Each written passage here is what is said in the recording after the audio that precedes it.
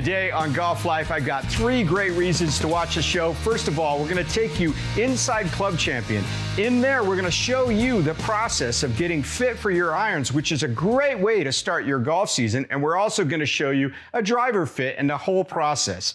Then we take you down to Dallas, Texas to meet an up-and-coming brand that's just blowing up all over YouTube. It is Takomo. They are affordable, quality irons. I think you're gonna love learning about their entire line. And finally, I've got a special segment with Graham Baxter, one of the great golf artists in our game. So come along, we're gonna have fun on Golf Live.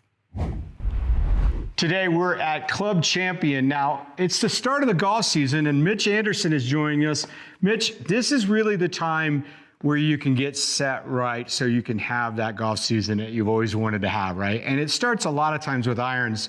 So in this section, we're gonna take me through an iron fit, and we've got some other fitting going on in the show. Tell us about this process here at Club Champion. Well, with irons specifically, we're always going to start kind of with your current setup, just to see what you're doing with your shafts, the weights, the swing weights, all that stuff. Once we have a baseline and we know what's working, what's not working, we're going to take you through kind of the elimination process of testing heavier weights, testing lighter weights, trying different things. That way we know how to build these things. And you don't start with the head, right?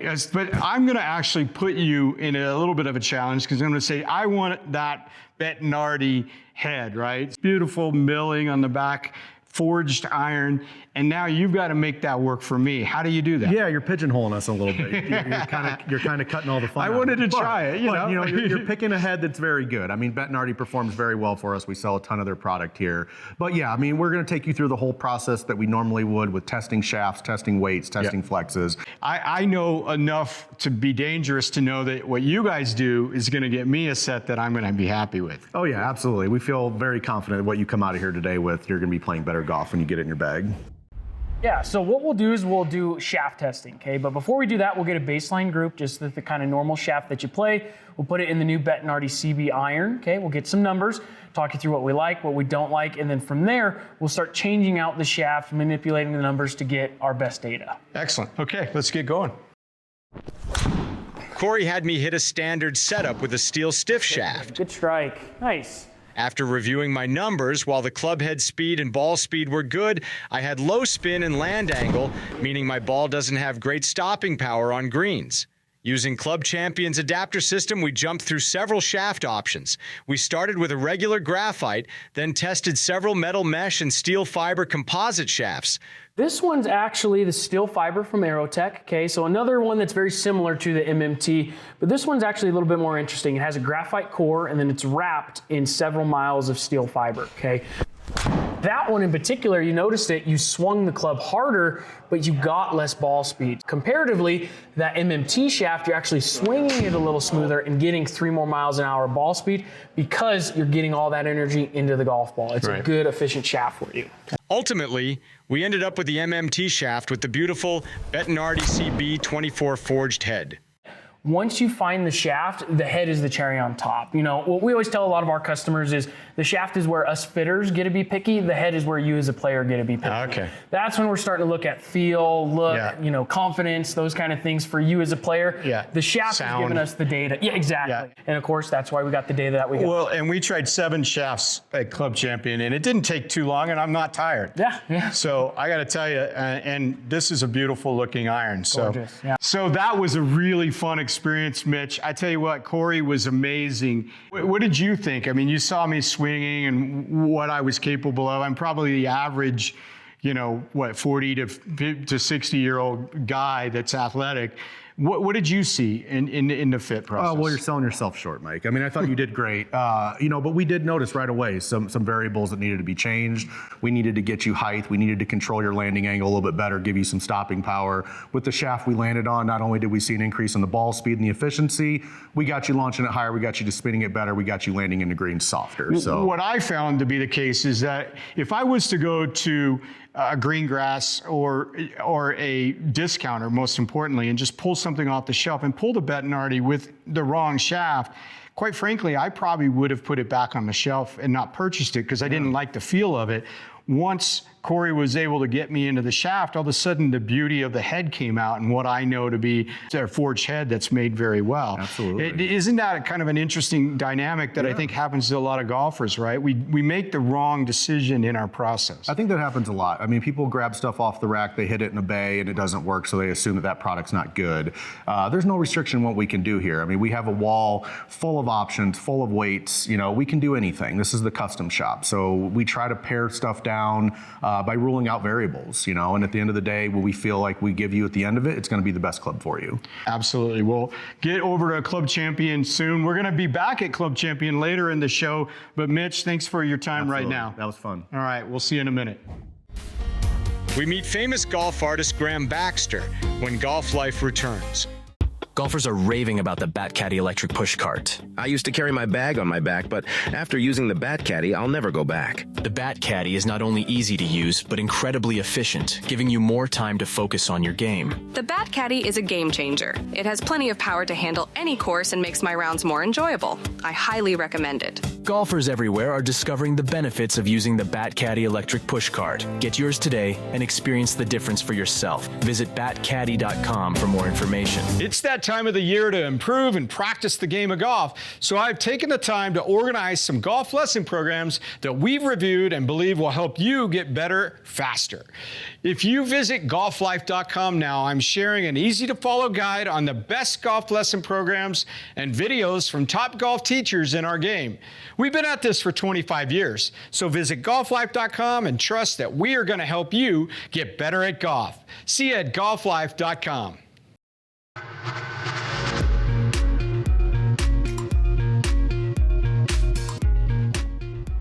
Welcome back to Golf Life. We are so excited to welcome Graham Baxter onto the show. Graham, thank you so much for joining us here on Golf Life. Graham, you are a famous golf artist. You have worked all over the world. How did you get started in golf? Tell me about your golf life to begin with. Well, that's very interesting. One time I mentioned to Jack Nicklaus when we were doing an unveiling at Dallas Athletic Club, I said, Jack, you know, it was you that inspired me to start painting golf pictures. And I looked at him, we're up on the stage and we're doing an unveiling. I looked at him and he started shaking his head. But it was all these years ago that, I put golf and art together, and I loved golf.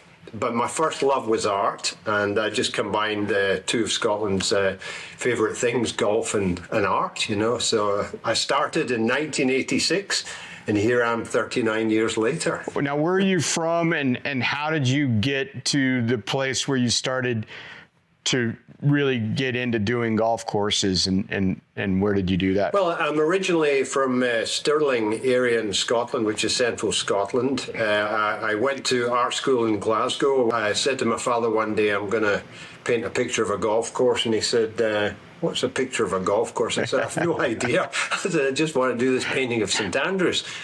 And my father was friends with Michael Benalak, the then Secretary of the R&A, and he took that painting over to Michael in St Andrews. Michael said, I love it, what are you going to do with it?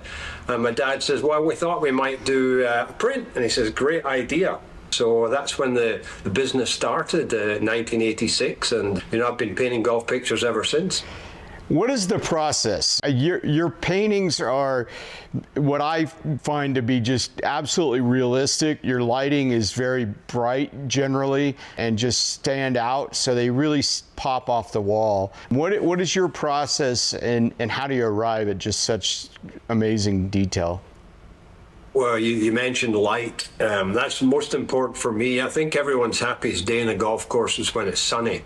And I only ever take photographs on a golf course when there is sunshine. And what I do is I take photographs in the morning light, which is low and you can see the undulations. Right. And I take photographs in the evening, late afternoon, evening light. Again, there's more color in the sky, more oranges.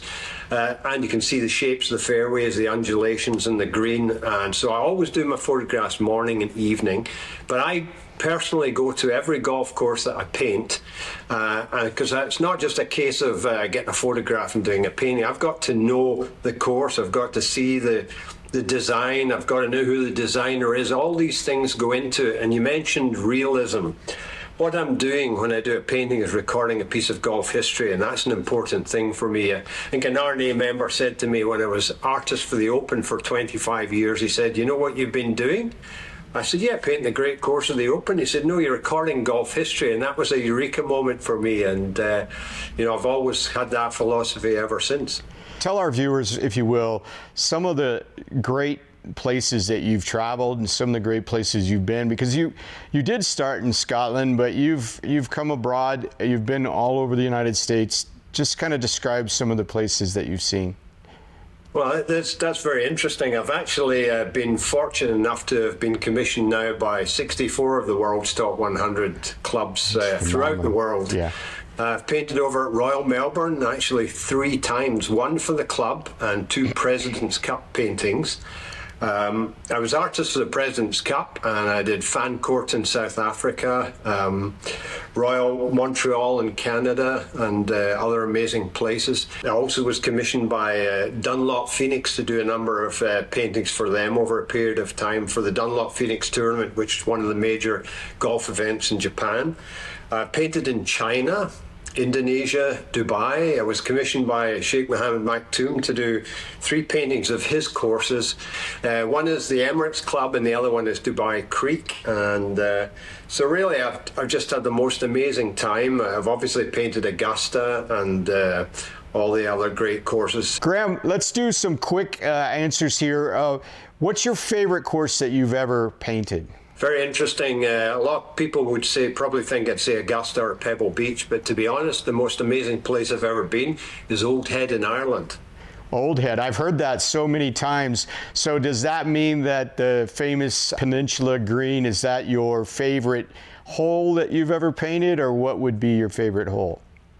Favorite hole I've ever painted? I think my favorite hole I ever painted was the 7th hole in Old Sandwich in Massachusetts, which is just an amazing golf hole. Well, thanks so much again. I really appreciate it. And everybody head over to GrahamBaxter.com. You'll be able to see his wonderful work. And that is Graham in the Scottish spelling, as you see on the screen. And Graham, thank you for sharing just some of the insight that you bring with your wonderful art. Well, it's my pleasure, and thank you very much, Michael. We introduce you to Takomo Golf and their iron selection from Dallas, Texas, when golf life returns. Would you like to have a great pair of sunglasses for the golf course? Well, for over a decade, I've been working with the brand Kaenon, and I got to tell you, they perform like no other. I recently ordered a set of prescription progressive lenses. With my prescription, I need optical clarity, and I love this amber lens to allow me to read the contours on the green and see the golf course in all its brilliance with this polarized lens. And this performs as well as any glass I've ever had. Now, if I'm wearing my contacts or you're just needing a set of sunglasses, I love the SR91 neutral density lens because it performs in all light conditions. And again, the optical clarity is unmatched with these polarized sunglasses. Now, the frames are made in Italy, so you're gonna love the performance. Like I say, I've had these for over a decade. They work great on the golf course. You gotta head over to Kaenon.com to find all their styles and get more information and get the best pair of sunglasses for your golf life. Golf Life is making the turn to the back nine in a moment.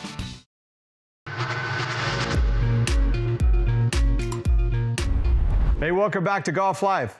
Let's meet one of the hottest brands out there on the YouTube golf scene. It's called Takomo Golf, and they're in Dallas, Texas. From the jump, Takomo has tried to do things very differently than what's traditionally done in the golf equipment space. And one of those things is taking the messaging straight to people, right? Straight to the consumer. And by that, we mean working with the influencers, working with people in the space that people already trust. We said, no, let's go to the people who golfers are watching.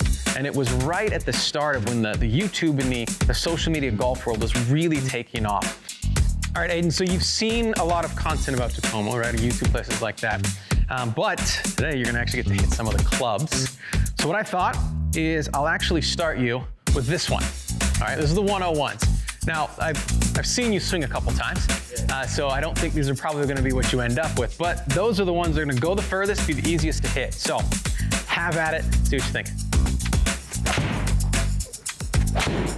Yeah, see, that's gonna give you the most pop, right? And that's getting out there ways. Smash factor is good, probably pretty easy to hit. Trade-off, right? That the golfers kind of have to ask themselves, right? We can't answer the question for you, but are you looking for the most forgiveness, or do you want some of that softer feel as well, right? And sometimes, like, you'll give up some forgiveness just because you want that really soft feel, and other people are like, no, as much forgiveness as I can possibly have. Like, all right, cool. Well, we've got options for you. But I think the club that kind of caught your eye the most would be the 301s, the CVs. They're not going to go as far. They're not the rocket ships. These are made for consistency, but they have more forgiveness than our MB blades. So this is like the better golfers, really good golfers tend to end up in this set because you get the control of blades, but more forgiveness. Great smash factor, right? 1.29 with a 7-iron, pretty solid. And the big thing that I like to think about, and I like to explain it to people, is forgiveness is the idea that the club is going to help you when you don't hit it right. Pretty good contact. So I mean, you're going to love something like that forged feel. Yeah, I like also that I get more reward hitting the ball in the center because I tend to make good contact with the ball, but I want a club that if I'm consistently putting it in the middle of the club, then it's going to reward me like that. Well, so there, you haven't hit this one yet. This is the 101T. And I actually looked down at this one, so it actually almost looks a bit like a blade if it was sitting in somebody's bag. People actually think that's a blade a lot of times. They see it in the wild. They're like, oh, the 101T is the blades. They're not, it's hollow body. But it's a smaller profile. So when you look down at it, it's not gonna look that big behind the ball. No, it doesn't. But it has forgiveness. This is a club for that person who wants the forgiveness but likes the smaller club face, the smaller club head. The look of a blade. Yeah, absolutely. Definitely. That one felt a lot better. Yeah, that one was hit really well. So that's, okay. That's that, remember I was saying the pros are looking for about 172 carry? So that's your 170 carry. You still got 6,500 spin, which is plenty. That's with a fade, right? So as far as numbers wise, this is like, these are close to ideal. Felt great, and I usually play the fade, so I'm fine with that. Right, if I was gonna go, hey, a set that I think is gonna help you play the best golf, right? 301 CVs, you're gonna love, they're gonna feel great, right? As far as a club that's gonna help you play the best, it would probably be the 101-2s or the 201s. And then it comes down to preference. Those, I like how they look behind the ball a lot. And with that one, how did that feel off the face? It felt smooth, and it just felt like I didn't even touch the ball. Right. Almost. It was so soft. Yeah. So. But that's the best distance I've had all day. There it is. Yep. Yeah. Well, and here, right, smash factor, like 1.31, which is great. So all the numbers off the club face were fantastic. That's what you're looking for basically from a 7-iron. Oh, definitely. Yeah, 172 carry with a 7-iron, I would take that. You are in this situation a lot of golfers will find themselves in, right? Where you're trying to balance what do you want from a golf club and what golf club is going to help you the most. This is the thing that people have to think about, right? Do you want the extra forgiveness, or do you want like as much soft feel as you can get?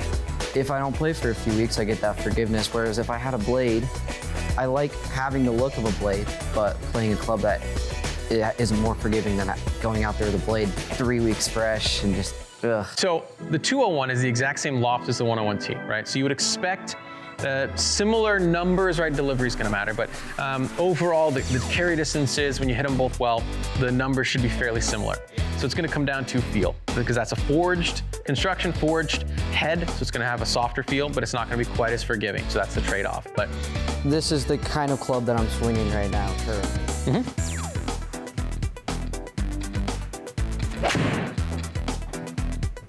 Ooh, that actually is very similar to the last one you just hit, with just a bit more spin. Like I want something, like you said, like 201s that are forgiving, right? And with the forged feeling that when I'm playing my best, they're gonna play the best. But then when I'm playing not my best, which is usually, it's still gonna play more consistently than any other. People in the States are kind of contrarian. Like they like a story. They like someone who's challenging the status quo. They like people who are doing things a little differently. So it was big for us to find those golfers who would give us that initial chance, that initial opportunity to prove to them that a company that's selling you clubs straight from a website is going to send you clubs. They're going to be as high quality as what you've been playing, as high quality as what's out there that costs way more. So go do your own research. Look us up online. Look at the reviews. Look at the people who've been talking about our clubs for years and years. So there's a lot of different ways to get Takomos in the bag. I'd just say go start looking us up. You're going to like what you see, and then check out the website, takomogolf.com. We head to Club Champion for a driver fitting session here on Golf Life after the break. The best players demand the best practice surfaces. The Player Preferred Series integrates our new Pure Impact turf that exactly replicates the impact and ball flight of hitting on a firm fairway. It not only feels and flies better, but it provides the true impact sound that's music to the better player's ears. At the range or at home, the most demanding players practice on Fiberbuilt.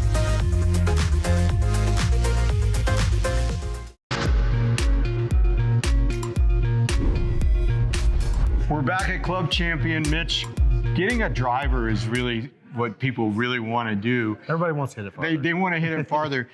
We saw with Aiden right off the bat, the spin was out of control. Is that traditional, what we see? Yeah, I mean, most of your mid to higher handicap players, anybody who don't play a lot of golf consistently, you're generally going to battle higher spin rates, absolutely. So describe why this wall of shafts and multiple heads really help you get that dialed in, where it's harder to do that off the rack. Yeah, I mean, so many different variables up here. I mean, we're talking about weight, flex, torque, where the weight is balanced at in that particular shaft. Every player loads a shaft differently. So based on that swing pattern and kind of that player's characteristic, we're going to be able to kind of rule out each individual variable as we go through this process. Right. That way, by the time we get to the shaft that we feel the most comfortable with, we've tried everything. Breaking down what they did, how did they start?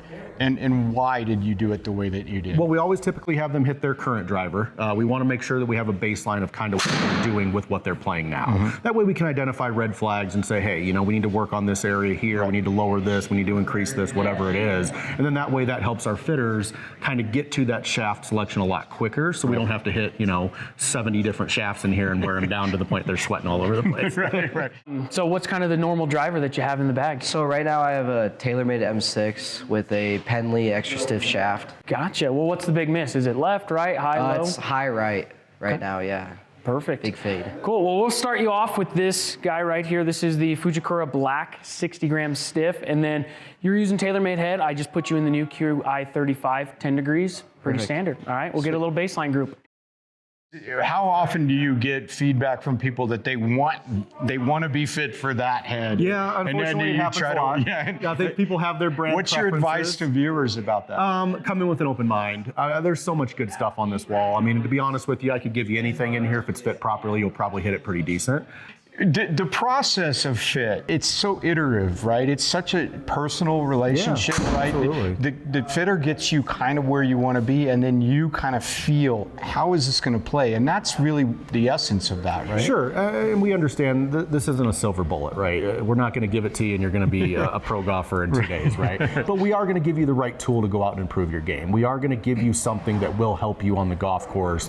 Now, we're going to switch you up to the Ping G440 LST, so that's their low spinning model. Okay, a little bit deeper face, center of gravity a little closer to the club face. I'm hoping that brings the spin down for us. And we got you in a 9-degree. Movable weight is in the heel, a little bit more draw bias. Okay. Sweet. Way better. Yeah, there we go.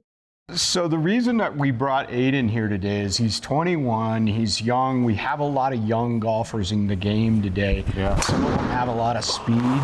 Maybe they have ball flight issues, whatnot. Describe what happened with him and what you saw and how that we ended up where we ended up. He's got some aggressive club head speed. He's 21 years old. I think we all wish we could swing like that. But at the end of the day, we had to try some variables. We had to get heavier in there. We had to have him feel that sensation, first of all. I think we got to the point where we realized how much was too much, and then we started pulling it back, and then we landed kind of in the middle of where he started versus where we had him at to start. The other thing that we saw was that, by pulling his spin down to the 2800s, we all of a sudden saw, without any other major changes, we saw him get 20, 25 yards rollout distance just by changing the trajectory. Well, we started talking about spin and kind of what, how that's affected you on your golf ball. That's really the critical piece, right? Yep. It's getting that ball flight correct. 100%, yeah. If you start launching it in the right window and you start spinning it in the right window, you're not only going to achieve your max rollout, but you'll also achieve your max carry. All right, Aiden, so found the driver. We ended up with the ping, okay? So if we look at kind of where we started versus where we finished, driver was spinning about 4,000, way too much, okay? We put you in a new head, new shaft, figured out what weight profile worked best for you, from the swing weight to the shaft weight. And now if we go all the way up top here, we're carrying our driver about 278, rolling out to close to 315. Big difference. Big difference. Ball speed is up 6 miles an hour. Total distance is up way over 20 yards. This is your guy. With less spin. With less spin. Yeah. There you go. All right, man. Thanks for coming in. Sweet. Thank you so much, man. For the viewer out there today that needs a driver because they know last year just wasn't working for them, talk to us about the process to get involved with Club Champion and find a Club Champion near them. Yeah, we are appointment based. We can take walk-ins if we have the availability. A lot of times during the peak season we don't. So we do encourage you to go online, book through our website at clubchampiongolf.com. Otherwise you can stop into your local studio and speak with your fitter and your representative and they can get you on the books there. Well, congratulations on that and keep it going. Mike, thank you very much. Thank you. Yeah. Thanks for watching Golf Life. Make sure you visit golflife.com to gain access to free golf videos and follow us on social media for daily golf content. We'll see you next time.